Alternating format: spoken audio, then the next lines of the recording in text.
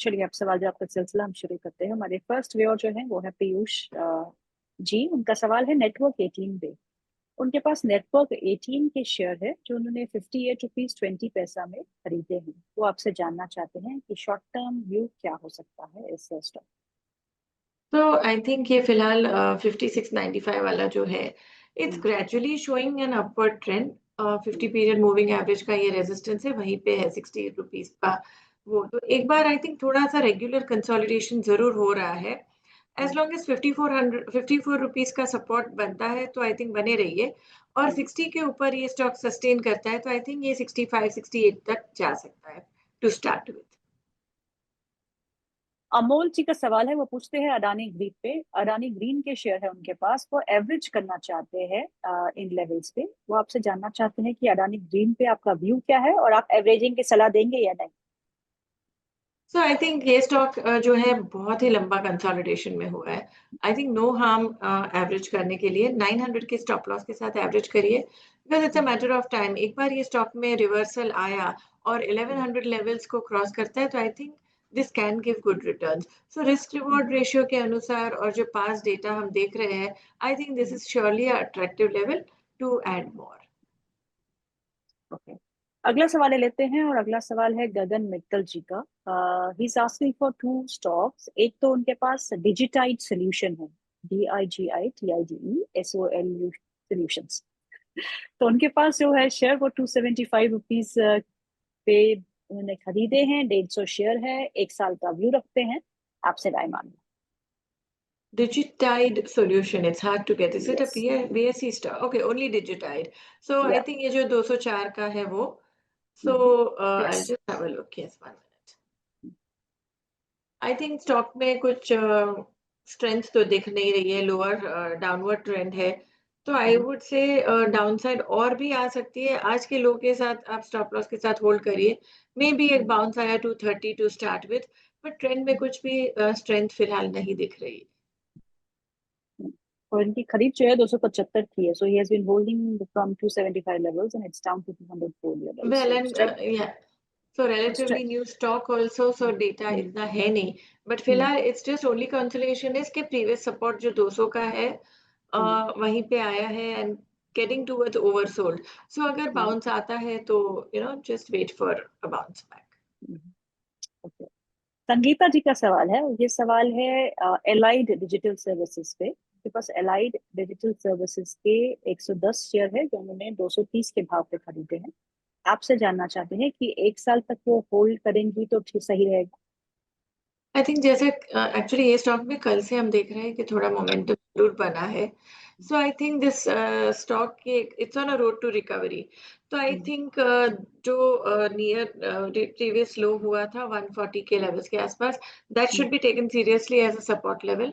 और ये स्टॉक अगर 190 की तरफ गया और सस्टेन करता है तो आई थिंक 220 240 के नेक्स्ट टारगेट देख सकते हैं। So keep a stop loss of 140 और बने रहिए, बिकॉज अगर ये मोमेंटम कंटिन्यू हुआ, बिकॉज कल भी हम देख रहे हैं वॉल्यूम में पिकअप आ रहा है, ग्रेजुअली इंप्रूवमेंट लग रही है, तो I think hold with the stop loss of 140। Correct. Amit Sinha नहीं, विकी गढ़वाल जी का ये क्वेश्चन है। और ये क्वेश्चन है फार्मा स्पेस पे जो कल से दिक्कत में दिख रहा है। बिल्कुल, Natco pharma and Piramal pharma दोनों ही स्टॉक्स उनके पास है। वो आपसे पूछते हैं कि अभी की गिरावट में वो एवरेज कर सकते हैं या फिर इस सेक्टर से दूर रहना ही सही है। तो नेटको फार्मा की भी बात करें तो ये स्टॉक 1700 से 700 की तरफ लो में आया है, gradually hmm, showing science of improvement. मैं इंडिकेटर्स भी देख रही हूँ तो थोड़ा ठीक ठाक ही है। तो हम्म, एवरेज करना है तो I think 880 900 is a good level. और हम्म, स्टॉक में बने रहिए, बिकॉज एक बार 1100 को क्रॉस करता है then it's back on track for higher targets. और उसी अनुसार आप देखेंगे तो पिरामल एंटरप्राइज आप पूछे कि पीपीएल फार्मा पूछे। Piramal, PPL pharma. So PPL also, I think the stock ने कुछ करा ही नहीं है. It's hardly performed. So I think it's a matter of time. ये लेवल मुझे अट्रैक्टिव लग रहा है 180 जोन के सपोर्ट के साथ कि यहाँ से बाउंस आ सकता है. So I think बाय करिए, यहाँ पे एवरेज आउट कर सकते हैं. बहुत स्टीप करेक्शन इस स्टॉक में भी देखी है। I think it went up to 260 levels also, right? Oh yes, वहां से, I think 300. In fact, हाँ yes, हाँ 300 was the high sometime in November. और वहां से जो करेक्टिव मूव आया है वो वन वे ही हुआ है, but when I am looking at the long term chart मुझे 180 का प्रोमिनेंट सपोर्ट लग रहा है।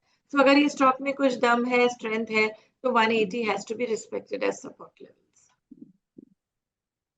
अगला सवाल जो है वो आधा का है। वो पूछती है जियो फाइनेंशियल के बारे में। जियो फाइनेंशियल में एक अच्छा रुझान हमको देखने को मिला, तो कह रही है मुझे खरीदना है तो मैं किन लेवल्स पे खरीदूं।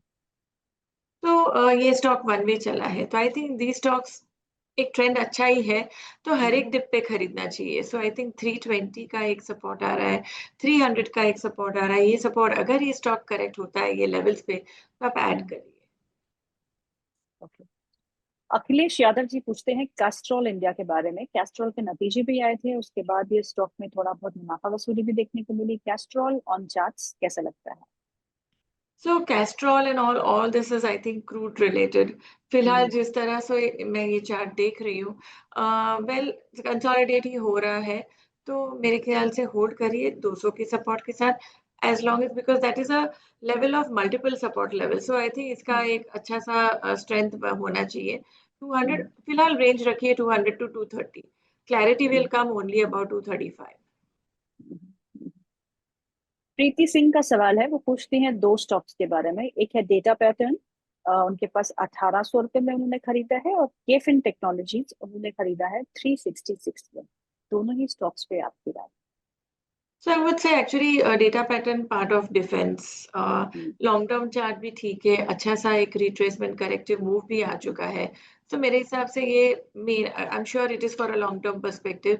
सो अगर मार्केट में एक अच्छा सा करेक्टिव मूव फर्दर ऑन आया, तो इसमें भी करेक्शन जरूर आ सकता है, but it does not damage the trend as long as 2400 2200 levels are maintained.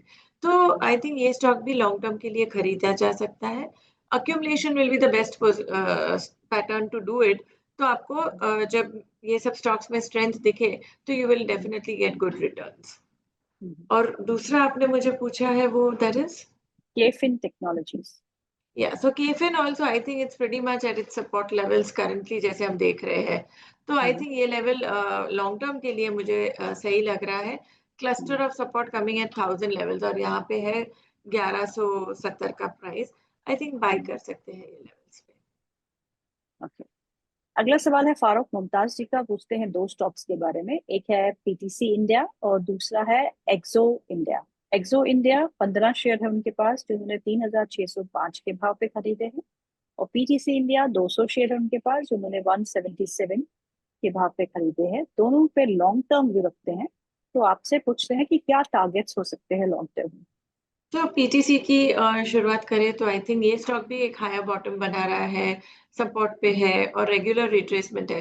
सो फिलहाल मैं कहूंगी 160 का सपोर्ट है, 210 का फर्स्ट टारगेट रहेगा, और लंबे समय का नजरिया है तो फिर I think about 210 to 20 look for higher targets of 250 to 300 levels. So ये स्टॉक मुझे ठीक ही लग रहा है, ये खरीदा जा सकता है। और दूसरा है इज एक्सो, राइट? एक्सो। एक्सो या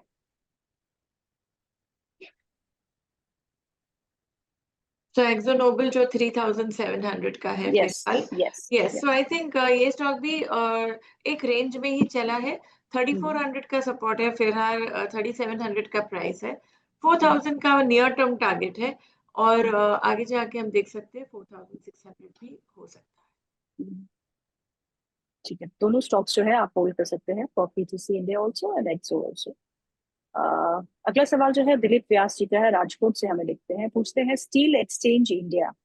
स्टील एक्सचेंज इंडिया में फ्रेश बाइंग करना सही रहेगा? है। तो steel exchange currently at 11 rupees. Yes. I think yes, आज वॉल्यूम भी बहुत ही है, 10 रुपीज के स्टॉप लॉस के साथ, और नैरो रेंज जो थी उससे ब्रेकआउट भी दिख रहा है, तो सस्टेन करता है। तो आई थिंक इसमें I think 14 would be the next target. 10 rupees के स्टॉप लॉस के साथ 14 के टारगेट के लिए आप ये ट्रेड बना सकते हैं। ओके। संतराज यादव जी का सवाल है। वो पूछते हैं सोलार, एसडब्ल्यू सोलार के बारे में। उनके पास एसडब्ल्यू सोलार के शेयर है, जो उन्होंने 298 रुपये में खरीदे हैं।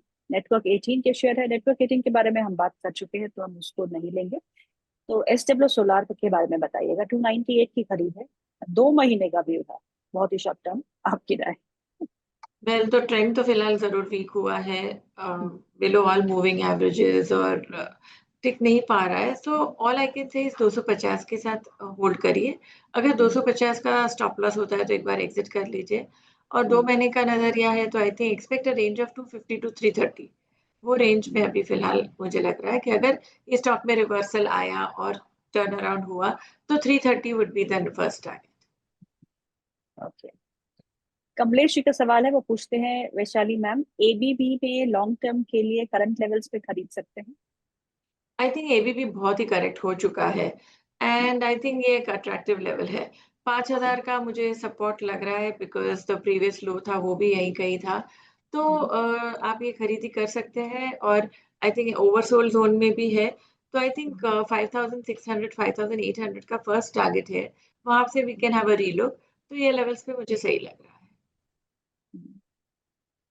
राजीव कुमार प्रसाद जी का सवाल है, ये सवाल है जी एंटरटेनमेंट पे। उनके पास 1000 क्वांटिटी है एट 140 रुपीज। स्टॉप लॉस क्या होना चाहिए, लॉन्ग टर्म में रख सकता हूँ, तो आपसे राय मांग। तो स्टॉप लॉस आप रखेंगे 100 रुपीज का, एंड clarity आएगी only above 120 130 for next targets of 140 and higher. Okay, so he has to keep a strict stop loss of 100 rupees. Vaishali, ऐसे बाजार में बहुत सारे लोग हैं जो फंस चुके हैं बिकॉज वो स्टॉप लॉस को अडर नहीं करते हैं। तो कितना इंपॉर्टेंट है स्टॉप लॉस को देखना? So मैं कहूंगी, I mean it took me also a long time to follow this discipline, but it is very essential. होता क्या है कि अगर हम स्टॉप लॉस ऑब्जर्व नहीं करते हैं, then you are totally, because capital तो लिमिटेड ही है। तो एक बार आप स्टॉप लॉस करेंगे तो I think you have another opportunity to get into a better stock.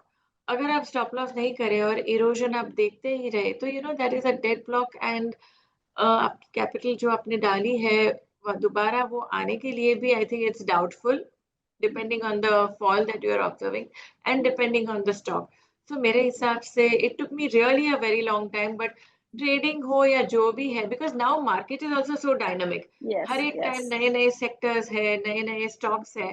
तो अगर स्टॉप लॉस नहीं करेंगे आपको दोबारा मौका नहीं मिलता है। So I would say please follow this.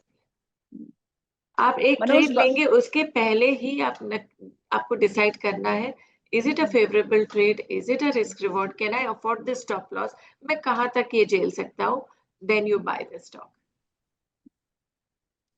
Nicely explained. Manoj भाई कपाड़िया जी का सवाल है, गुजरात से लिखते हैं हमें, अहमदाबाद गुजरात से। गॉडफ्रे फिलिप्स, ये तो स्टॉक रॉकिंग स्टॉक है, पिछले 2 दिनों से stock has been rocking. 15 share है उनके पास, 7689 के भाव पे है। मैं 1 साल तक रुक सकता हूँ मैम, तो मुझे क्या करना चाहिए?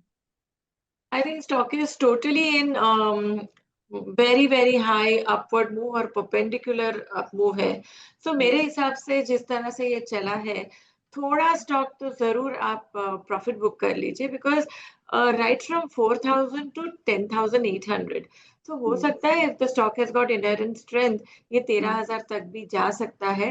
बट नो, हम या तो ट्रेलिंग स्टॉप लॉस करिए या तो थोड़ा प्रॉफिट बुक करके वेट फॉर अ डिप। और ट्रेडिंग स्टॉप लॉस कहाँ रखना होगा? तो ट्रेलिंग स्टॉप लॉस आता है near 9,800। So that's quite okay. A bit. तो थोड़ा प्रॉफिट बुक करने में कोई हर्ज नहीं है। बिल्कुल। और प्रॉफिट बुक करना एक आर्ट है जो हम करते नहीं है, उसके बाद हम पछताते हैं कि हमने प्रॉफिट बुक क्यों नहीं किया। डेफिनेटली, एंड वन वे चला है, सो मार्केट चांस जरूर देता है एट लोअर लेवल्स।